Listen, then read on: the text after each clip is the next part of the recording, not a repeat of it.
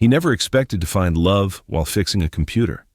But when the powerful CEO asked that simple question, his life changed forever. What happens next will warm your heart.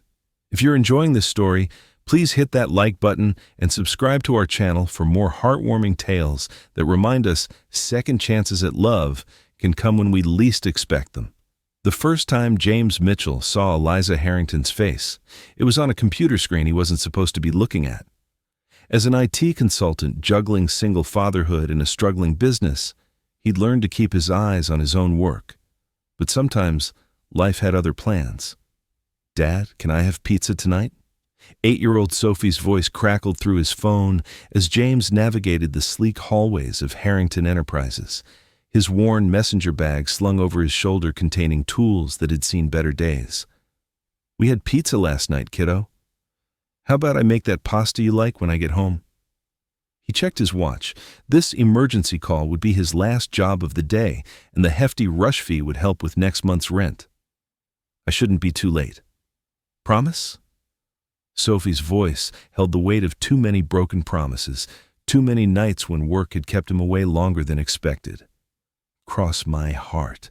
James meant it this time.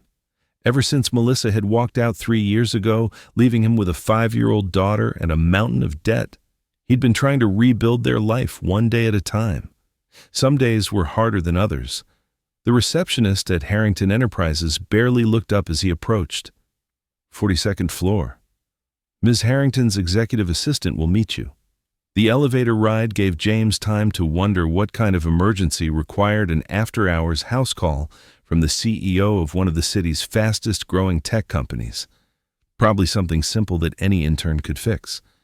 But when you were at the top, you didn't wait for morning. The executive assistant, a sharp-eyed woman named Vivian, met him with thinly veiled impatience. "Ms. Harrington has a critical presentation tomorrow morning.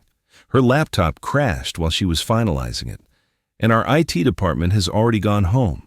I'll see what I can do," James said, following her through a maze of empty cubicles toward a corner office with glass walls that offered a stunning view of the city skyline.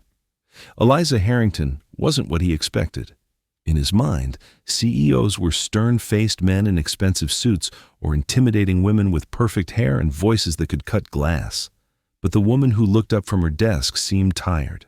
Her dark hair was pulled back in a messy bun, her blazer discarded over a chair, and the sleeves of her silk blouse rolled up to her elbows. "Thank God you're here," she said, gesturing to the laptop on her desk. Everything just froze and then went black. "I've been working on this presentation for weeks." James set his bag down and slipped into professional mode. "Let me take a look. Did you try restarting it?" She gave him a look that made him regret asking such a basic question. "Yes, I tried restarting it 3 times. Nothing happens." "Fair enough." He pulled up a chair and got to work, aware of her hovering nearby, the scent of her perfume, something subtle and expensive, distracting him momentarily. "I have backups," she said, pacing behind him. "But the most recent one is from yesterday, and I made significant changes today." James nodded, focusing on the machine. "I'll do my best to recover your files. Sometimes these things look worse than they are." An hour later, with Sophie texting him increasingly creative emoji combinations that clearly communicated her hunger, James had managed to revive the laptop and recover most of the lost files. As he navigated through the recovered documents to show Eliza what he'd saved, a photo folder opened accidentally. He tried to close it immediately, but not before seeing a striking portrait of Eliza. Not a professional headshot, but something more personal. In it, she was laughing, her hair down around her shoulders, looking directly at the camera with an openness that seemed at odds with the guarded CEO he'd met tonight. "I'm sorry," he said quickly, closing the folder. "I didn't mean to." "It's fine." Her voice was tight. She'd been watching over his shoulder and had seen what he'd seen. "My sister took that last year." "She's a photographer." James nodded, feeling awkward. "I've recovered most of your presentation.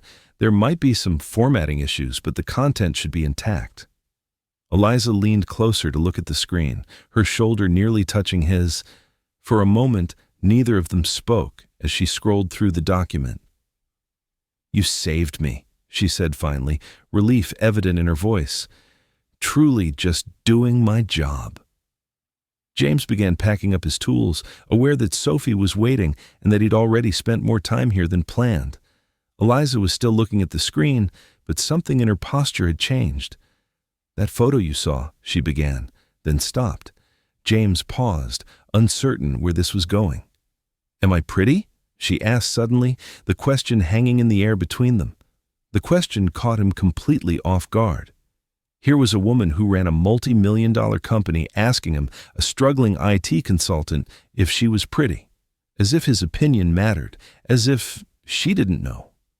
"Yes," he answered honestly, because in that photo she had been beautiful in a way that had nothing to do with her tailored clothes or her corner office. "Very." She smiled then, a small, sad smile that made him wonder what story lay behind it. "My ex-husband didn't think so. At least not by the end." James didn't know what to say to that. His own failed marriage was still a wound he didn't like to probe. "I'm sorry," she said, shaking her head. That was inappropriate. "It's been a long day and I'm not thinking clearly." No apology needed. James finished packing his bag. We all have those days. As he stood to leave, his phone buzzed again. Sophie's name flashed on the screen along with a message. "Dad, I'm starving. Like, might eat the furniture starving." He couldn't help but smile, and Eliza caught it. "Your wife?" she asked. "My daughter. She's 8 and apparently on the verge of eating our furniture because her dad is running late with dinner." Something in Eliza's expression softened. "You should go then. I've kept you too long." James nodded, handing her his invoice. "If you have any more trouble with the laptop, just call. I've left my card." She took the invoice but didn't look at it. "Thank you, Mr. Mitchell." James Mitchell. "Thank you, James." She extended her hand, and when he took it, her grip was firm, but her hand felt small in his. "I'm Eliza." As he rode the elevator down to the lobby, James couldn't shake the image of Eliza's face when she'd asked the question, "Am I pretty?" As if she genuinely didn't know the answer. As if she needed someone else to tell her what should have been obvious. His phone buzzed again as he reached his car. Another message from Sophie. "Dad, I've started gnawing on the table leg." "Please hurry," he texted back. "On my way. Don't eat the furniture. It's second-hand. Who knows where it's been?" As he drove home through the evening traffic, James found himself thinking about Eliza Harrington's sad smile and wondering what kind of man would make a woman like that doubt herself. 3 days later, James was elbowed deep in a server repair at a dental office when his phone rang with an unfamiliar number.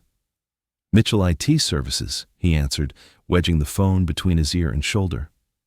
"Mr. Mitchell, this is Vivin from Harrington Enterprises. Miss Harrington would like to know if you're available for another consultation this afternoon." James checked his schedule. He had a 4:00 p.m. appointment to set up a new point-of-sale system at a boutique downtown, but his afternoon was otherwise open. "I could come by around 2 p.m. What seems to be the problem?" There was a pause on the other end of the line. "Ms. Harrington will explain when you arrive." That was odd, but James didn't question it. Business was business, and Harrington Enterprises could afford his rates. When he arrived at the 42nd floor this time, Vivian led him not to Eliza's office, but to a large conference room where several people in business attire were gathered around a table strewn with laptops and tablets. Eliza stood at the head of the table, looking much more like the CEO he'd expected the first time. Hair perfectly styled, wearing a tailored navy suit that probably cost more than his monthly rent. She looked up when he entered, and for a moment he thought he saw relief in her eyes. "Mr. Mitchell, thank you for coming on such short notice," she said formally. "We're having some issues with our presentation system, and our IT team is tied up with a server migration." James nodded, setting down his bag. "What seems to be the problem?" For the next hour, James worked on connecting the conference room's presentation system to various devices, fixing compatibility issues, and ensuring everything ran smoothly for what appeared to be an important client meeting. The work wasn't particularly challenging, and he couldn't help wondering why they'd called him specifically when any IT professional could have handled it. As the meeting participants began to file out, Eliza approached him. "Thank you again. You've been a lifesaver twice now. Happy to help." James handed her the invoice. "Though I have to say, this seemed like something your in-house team could have handled." Eliza took the invoice, a slight smile playing at her lips. "Perhaps. But I trust your work." Before James could respond, a tall man in an expensive suit approached them. "Eliza, we need to discuss the Westridge proposal before tomorrow." "Of course, Richard." She turned back to James. "Thank you for your time, Mr. Mitchell." And just like that, he was dismissed. As Vivian escorted him back to the elevator, James couldn't shake the feeling that there had been more to this service call than a simple technical issue. His suspicions were confirmed a week later when he received another call from Harrington Enterprises, this time about a critical issue with Eliza's home office setup, and then again the following week when he was asked to troubleshoot her company laptop, which was running unusually slow. By the fourth call in as many weeks, James was certain Eliza Harrington, CEO of a tech company with its own IT department, was inventing reasons to see him. The realization both flattered and terrified him. Women like Eliza didn't date men like him, single fathers with struggling businesses and apartments in unfashionable neighborhoods. Whatever game she was playing, he couldn't afford to be a part of it. So, when Vivian called to schedule yet another consultation, James made a decision. "I'm sorry, but I'm booked solid for the next few weeks." He lied. "I can recommend another consultant who might be able to help." There was a pause on the other end of the line. "One moment, please." A moment later, Eliza's voice came through the phone. "Mr. Mitchell, is there a problem with our account?" James closed his eyes, gathering his courage. "No, Ms. Harrington. I just don't think I'm the right fit for your ongoing IT needs. Your company would be better served by someone with a larger operation." "I see." Her voice was cool, professional. "May I ask why you've come to this conclusion?" "Because," James said, taking a deep breath, "I think we both know these service calls aren't really about IT issues." The silence that followed was so long that James wondered if she'd hung up. "You're right," she finally said, her voice softer now. "They're not." James hadn't expected her to admit it so readily. "Ms. Harrington." "Eliza," she corrected.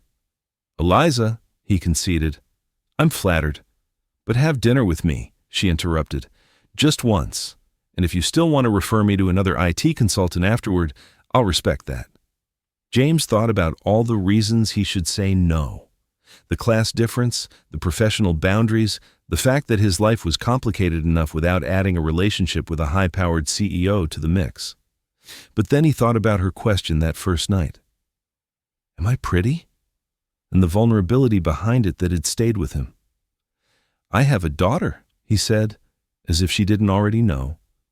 "My schedule is complicated." "I understand," Eliza replied. "We could make it an early dinner or lunch if that's easier."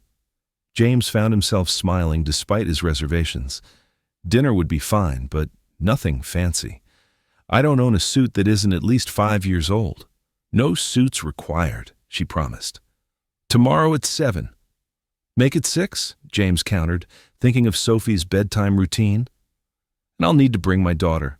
My regular sitter isn't available." This wasn't strictly true. He hadn't asked his sitter yet, but he wanted to see how Eliza would react. There was only the briefest hesitation before she said, "Of course, I look forward to meeting her." After hanging up, James stared at his phone, wondering what he'd just gotten himself into. Then he called his sister Karen, who had been his most reliable babysitter since Melissa left. "Hey, any chance you can watch Sophie tomorrow night?" he asked when she answered. "Hot date," Karen teased. "Something like that," James admitted. Karen's tone changed immediately. "Really? With who? It's been ages since you've been on a date. It's probably nothing." James hedged. "Just dinner with who?" Karen pressed. James sighed. "A client?" "Sort of." "It's complicated. The best ones always are." Karen said sagely. And no, I can't watch Sophie tomorrow. I have plans with Mark. That's fine, James said quickly. She can come with me. You're taking your daughter on a first date, James. No, it's not really a date, James insisted, though he wasn't sure who he was trying to convince. And anyway, if this woman can't handle the fact that Sophie is part of the package, better to know now. Karen was quiet for a moment. You really like her, don't you? James thought about Eliza's sad smile and the way she'd looked at him when she'd asked that impossible question.